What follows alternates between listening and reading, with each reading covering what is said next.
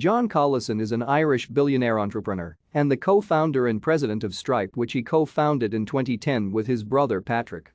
Collison was the youngest self-made billionaire in 2016. In 2007, Collison founded Shoppa with his older brother Patrick in Limerick, Ireland.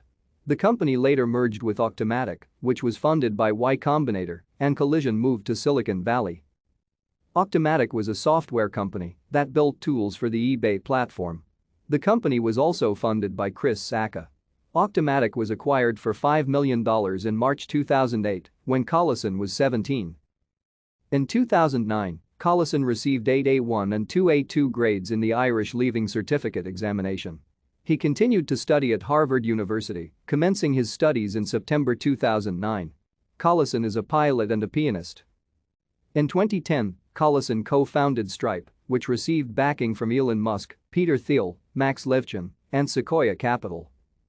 In November 2016, the Collison brothers became the world's youngest self-made billionaires, worth at least $1.1 billion, after an investment in Stripe from Capital and General Catalyst valued the company at $9.2 billion. Thank you for watching. Like and subscribe if you would like to view more of our videos. Have a nice day.